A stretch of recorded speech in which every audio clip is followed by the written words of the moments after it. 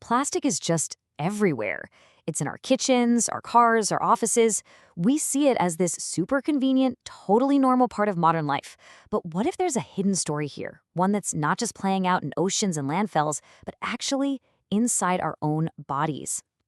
I mean, think about it. We pack our kids' lunches in it, we store our leftovers in it, we drink our water out of it. We put a lot of trust in these materials, assuming they're safe. But is that trust really earned? That's the really unsettling question we're going to dig into. What if the plastic we think is so safe is quietly breaking down into invisible, microscopic particles and making a home inside of us? So our investigation is going to start in a place we all know well, the kitchen. And specifically, we're going to look at an appliance most of us can't live without, the microwave. Yeah, we've all seen that microwave safe label and felt that little bit of relief, right? But what does that label actually guarantee? A recent study from the University of Nebraska-Lincoln decided to really put it to the test. Okay, get ready for this number because it is wild. Scientists found that in just 3 minutes, a tiny little 1 centimeter square of plastic could release over 2 billion nanoplastic particles. I'm going to say that again. Not million, billion. And just so we're all on the same page, what are we even talking about here? Well, a microplastic is already incredibly small. But a nanoplastic? It's even smaller. These are particles so tiny they are literally invisible to the naked eye. So how in the world did they figure this out? The method was actually brilliantly simple. They took one of those plastic containers we all have, filled it with special water to act like food, and popped it in the microwave. Then they poured that water through an incredibly fine filter to see what it caught. And this image, wow, it just says it all, doesn't it? On the left, you see the perfectly clean filter before the experiment, and on the right, that's the same filter, absolutely covered with all those plastic bits that came out of the container. The visual evidence is just undeniable. But here's the thing, the microwave is really just the beginning. It turns out we're consuming these plastics from all kinds of sources we probably never even consider. Let's talk about drinking water. One study estimated that if you only drink tap water, you might take in about 4,000 microplastic particles a year. But look at this. If you're mainly a bottled water drinker, that number skyrockets to an estimated 90,000 particles. That's more than a 20-fold increase. And what about just making dinner? Researchers checked out plastic cutting boards and, yep, another huge source. Depending on the type of plastic, you could be adding anywhere from 14 million to almost 80 million microplastic particles into your food every year just from chopping your vegetables. So, okay, it's clear we're consuming this stuff from a lot of different places. But here's the real question, right? What happens next? Do these particles just, pass right through our bodies?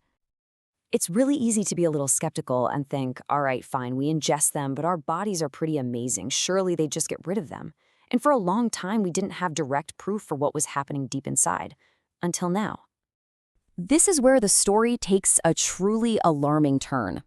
A groundbreaking study from 2023, so this is brand new information, looked at tissue samples from 15 people who were undergoing heart surgery. And what they found changes everything we thought we knew. And we're not just talking about finding some traces in their blood. No. Scientists discovered 9 different types of plastic lodged deep within the heart tissue itself, in the fat on the surface of the heart, in the protective sac around the heart, and even in the heart muscle. The fact that they're embedded in the very engine that powers our lives proves they are not just passing through. They are becoming part of us. But the story, it gets even more complicated. It's not just about the physical bits of plastic. It's also about the thousands of chemicals used to make them. And that leads to this frustrating and frankly dangerous game. Dr. Joseph Allen from Harvard calls it the chemical whack-a-mole problem. The less catchy name is regrettable substitution, and it perfectly describes this huge loophole in our chemical policies that really affects all of us. So here's how it works. A chemical, like BPA, gets a bad rap for being a hormone disruptor. So you start seeing BPA-free labels everywhere, and you think, great. But what manufacturers often do is just replace it with a slightly different chemical cousin, like BPS. A few years go by, and guess what? Scientists find out BPS is pretty much just as harmful. Then they move on to BPF, and the whole cycle just keeps repeating. All while we, the consumers, think we're making a safer choice. And as Dr. Allen says, this isn't an accident. He calls it a knowing failure of the system. He says this has been going on for decades, this constant game of replacing one known toxic chemical with another one that's just as bad. So when you put all this evidence together, from our microwaves to our cutting boards, all the way to the very muscle of our hearts, it really forces us to look at this plastic world we've built in a completely different light. And maybe this is the biggest takeaway. Dr. Qazi Al-Babab Hussein, who led that microwave study, brings up such a crucial point.